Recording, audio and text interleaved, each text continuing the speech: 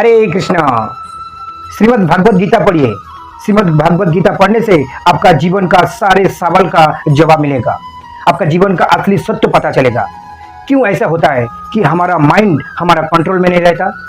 क्यों ऐसा होता है कि हमारा जो टारगेट है, जो गोल है, उसमें से हम लोग डिस्ट्रैक्ट हो जाता हूँ? ठीक ऐसा ही सवाल अर्जुन ने भगवान श्री कृष्ण से पूछा था। तब भगवान श्री कृष्ण ने गीता ज्ञान, गीता उपदेश के माध्यम से हमारा पीढ़ी को भी उत्तर बताते हुए कहा।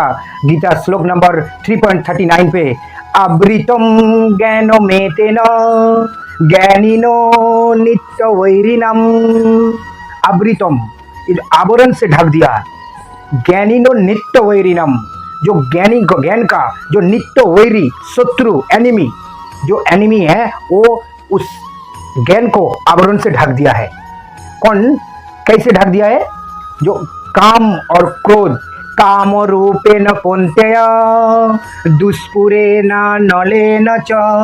काम, ये जो इच्छा, जो कामना, ये इच्छा और कामना इस ज्ञान को ढक दिया है। नले न च, नल अनल, अनल मतलब अग्नि, ऐसा अग्नि जो आपको जला के राख कर देगा। जैसे खुजली, खुजली खुजाने से खुजली खत्म नहीं होता है, और बढ़ जाता है। सिगरेट पीने से सिगरेट पीने का इच्छा खत्म नहीं होता है, अगले दिन और बढ़ जाता है। शराब पीने से शराब पीने का इच्छा खत्म नहीं होता है, अगले दिन और बढ़ जाता है। मैथुन करने से मैथुन करने का इच्छा और कामना खत्म नहीं होता, अगले दिन और बढ़ जाता है। ठीक इसी प्रकार इच्छा और कामना कभी खत्म नहीं होता, अगले दिन और बढ़ जाता है।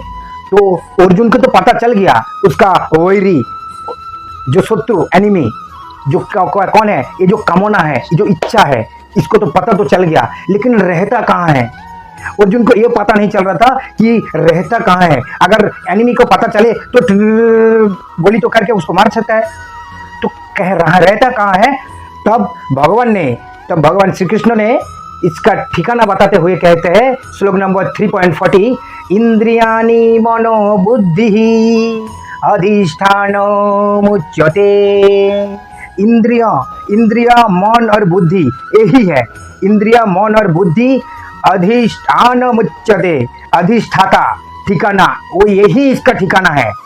इंद्रिया मन और बुद्धि यही है उसका अधिष्ठाता। इस लाइन में भगवान कहते हैं, इतहर विमोहते स ज्ञानमा वित्त देहिनम।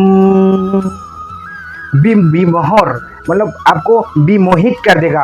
आपका जो ज्ञान है उस ज्ञान को आवरण, आवृत, ज्ञानमा वित्त, ज्ञान को आवरण से ढक देगा।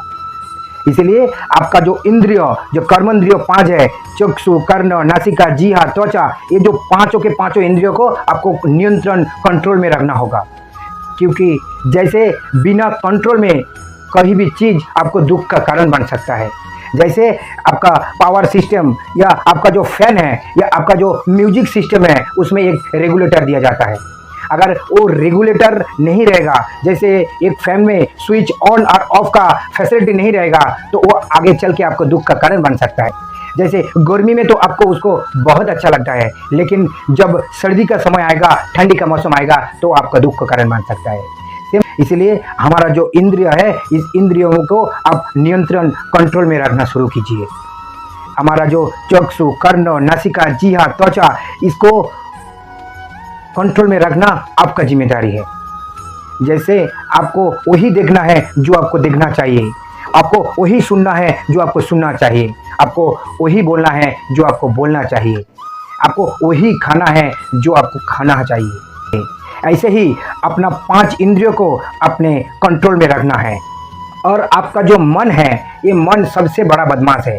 क्योंकि आप कोई भी काम करने के लिए जाते हो तो मन आपको बताता है, कहते हैं कि छोड़ो, आज नहीं, कल करते हैं, अभी समय नहीं है। ऐसे कहते कहते मन आपको भ्रमित करता है, और आप भी मन का बात सुन के एक दिन आप मन की गुलाम हो जाते हो। जबकि आपको चाहिए उस मन को गुलाम बनाना। अभी से आपको एक काम करना है। कभी भी कोई कार्य में आपकी मन आपको आज नहीं, कल करता हूँ, अभी आवश्यक नहीं, अभी समय नहीं, ऐसे कहते हैं, तो आपको कहना है, ठीक है, आज कर लेता हूँ, कल नहीं करूँगा, आज कर लेता हूँ, कल नहीं करूँगा।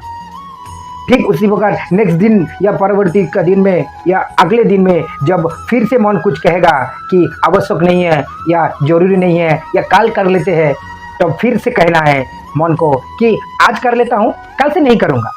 ऐसे करते करते मन को पता चलेगा कि आज से मेरा राज नहीं चलेगा। तो अब धीरे धीरे आप अपना मन को अपने कंट्रोल में ला सकते हैं। तब से मन आपको परेशान नहीं करेगा। ये सब आप श्रीमद् भगवद गीता का ज्ञान, श्रीमद् भगवद गीता का उपदेश से आप जान सकता है और जीवन का असली सत्य पता कर सकता है। इसीलिए श्रीमद् भगवद गीता पढ़िए और अपना जीवन को सफल बनाइए। हरे कृष्ण।